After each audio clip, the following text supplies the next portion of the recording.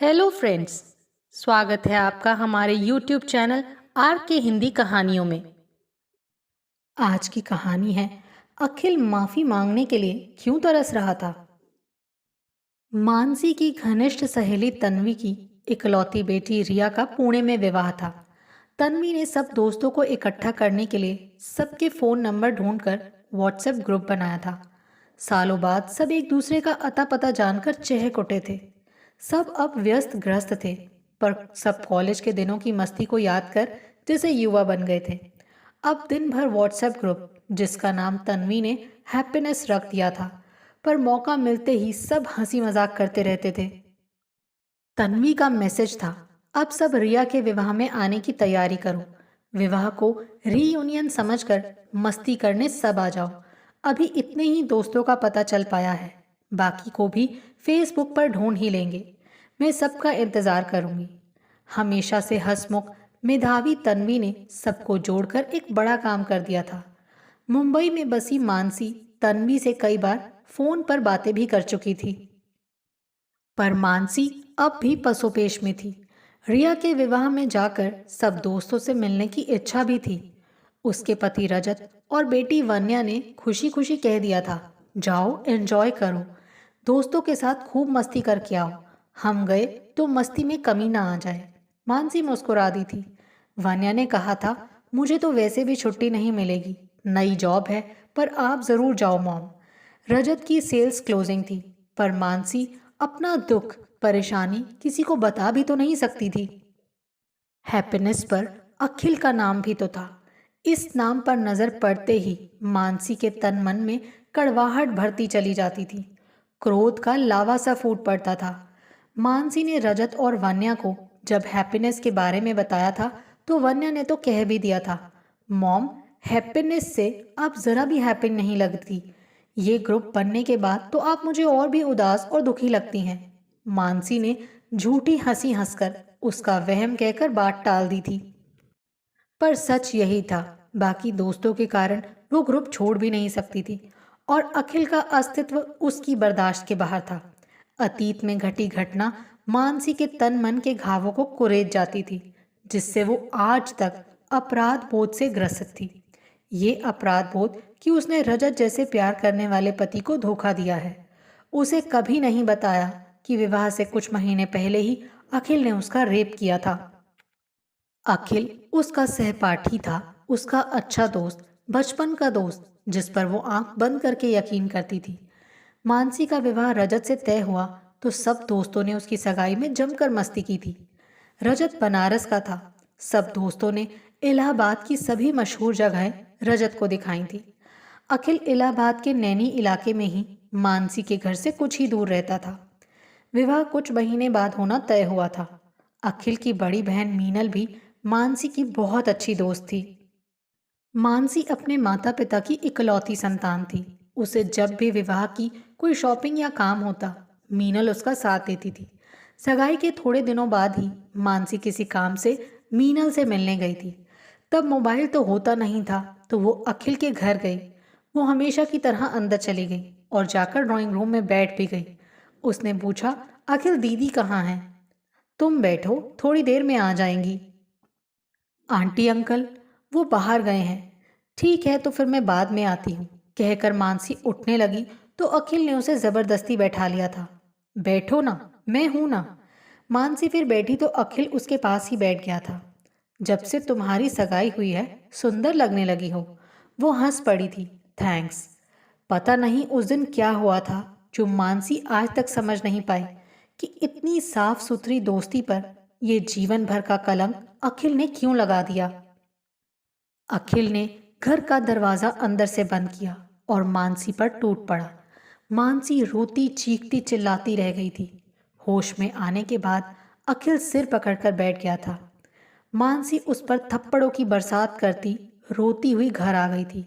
घर आकर मम्मी और पापा को सब बताया तो घर में मातम छा गया। वो रजत को भी सब बताना चाहती थी, पर माता पिता का सख्त आदेश था कि इस बारे में कभी किसी के सामने मुंह नहीं खोलना है। मम्मी पापा ने उसे हर तरह से संभाला था, पर मानसी के घाव आज भी ताज़ा थे। वो आज तक इस अपराध बोध से उभर नहीं पाई थी कि उसने अपने पति से अपने साथ हुई इतनी बड़ी घटना छिपा रखी है। उसने रजत के साथ अंतरंग पलों में मानसिक कष्ट भोगा है। उसे रेप की काली छाया उसके सामने आकर उसे जब तब तड़पाती रही है। तन के घाव तो दिख भी जाते हैं, लेकिन उसके मन पर लगा ये घाव कहाँ कोई देख पाया है। फिर तन्वी का फोन आ गया।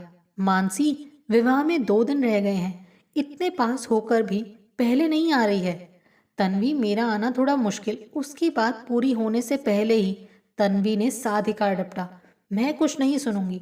अपने ग्रुप के कुछ लोग कल आ रहे हैं, चुपचाप तू भी जल्दी पहुंच। अच्छा, कोशिश करूंगी। कोशिश नहीं, जल्दी आ। ठीक है, कल आती हूँ।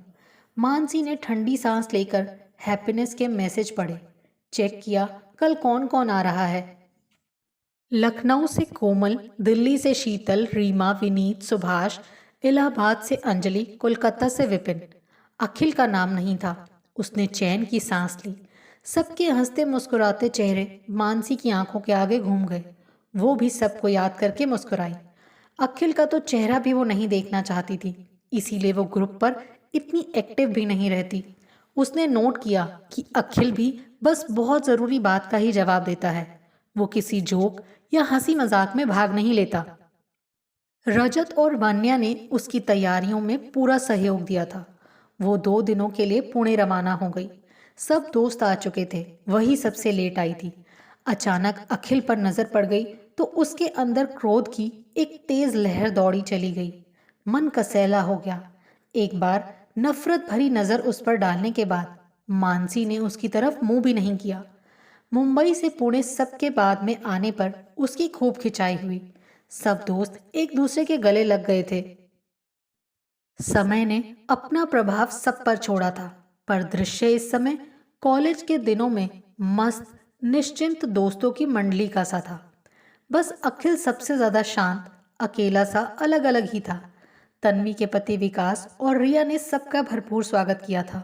सब दोस्तों के रहने का इंतजाम होटल में था। सब रूम शेयर कर रहे थे। अखिल को छोड़ सब एक के रूम में डेरा जमाकर बैठे थे। कितनी बातें थी, कितने किस्से थे। अखिल नहीं दिखा तो विनीत ने पूछा, कहाँ गया ये अखिल? बड़ा सीरियस रहने लगा है ये तो। मीना ने कहा, हाँ, काफी चेंज हो गया है, बहुत चुप और गंभीर है। अखिल आसपास नहीं था तो मानसी सबके साथ सहज व खुश थी। डिनर से थोड़ा पहले पवन अखिल को पकड़ कर लाया। कहाँ घूम रहा था? चल बैठ सबके साथ यहाँ। अखिल फीकी सी हंसी हंसता हुआ सबके साथ आकर बैठ तो गया, पर उसकी गंभीरता देख सब उससे कई तरह के सवाल करने लगे। तो मानसी वहां से उठकर अभी आई कहते हुए बाहर निकल गई। वो सीधे टेरेस पर जाकर खुली हवा में गहरी गहरी सांसें लेने लगी। आज फिर आंखों से आंसू बहते गए। इतने में अपने पीछे कुछ आहट सुनकर वो चौंक गई। देखा तो अखिल था। गुस्से और नफरत की एक तेज लहर मानसी के दिल में उभरती चली गई। वो वहां से जाने लगी तो अखिल ने हाथ जोड़कर उसका रास्ता रोक लिया। मानसी, प्लीज मुझे माफ कर दो। अखिल के रूंधे गले से निकलती इस कांपती आवाज से मानसी ठिठक गई। अखिल ने बहुत ही गंभीर और उदास आवाज में कहा, तुमसे माफी मांगने के लिए सालों से तरस रहा हूं। मेरा गुनाह मुझे चैन से जीने नहीं देता। हैप्पीनेस पर भी पहले अपने आने के बारे में सूचना नहीं दी कि कहीं तुम मेरे कारण यहाँ ना आओ। आज मेरी बात सुन लो प्लीज। मानसी रेलिंग से टेक लगाए हैरान सी खड़ी थी। इक्का दुक्का लोग फोन पर बातें करते इधर उधर घूम रहे थे। अखिल के चेहरे पर पश्चाताप और दुख था। उसकी आंखें कभी भी बरसने के लिए तैयार थीं।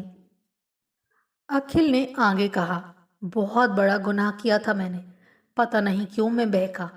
एक पल में मैं कितना गिर गया। तुम्हारे जैसी दोस्त खो दी। मैं कभी खुश नहीं रह पाया मानसी। आज तक तुम्हारी चीख, तुम्हारे आंसू, तुम्हारी वेदना मुझे हर पल जलाती रही हैं। जब मेरा पहला विवाह हुआ तब ये अपराध बोध मेरे मन पर इतना हावी था कि मैं सामान्य जीवन बिता ही नहीं पाया और मेरा तलाक हो गया। घर वालों के जोर देने पर मैंने दूसरा विवाह किया। दूसरी पत्नी के साथ भी ये अपराध बोध हावी रहा। हर समय तुम्हारे साथ की गई हरकत मुझे बेचैन रखती। इस गुनाह की बड़ी सजा भुगती है मैंने मानसी। इस अपराध बोध ने दूसरी बार भी मेरा घर नहीं बसने दिया। उससे भी मेरा तलाक हो गया। माता पिता रहे नहीं, दीदी विदेश में है। बिल्कुल अकेला हूँ। मैंने गुनाह किया था, काफी सजा भुगत चुका हूँ। अब तुम मुझे माफ कर दो। सालों से पश्चाताप की आग में जल रहा हूँ। झरझर आंसू बहते चले गए अखिल की आंखों से। उसने नजर उठाकर हैरान खड़ी मानसी को देखा, फिर जाने के लिए मुड़ गया। थके हुए सुस्त कदमों से अखिल को जाते देख मानसी को बड़ा झटका लगा था। क्या पुरुष को भी इतना अपराध बोध हो सकता है? क्या कोई पुरुष भी ये अपराध करके सालों साल पल पल सुलगता है?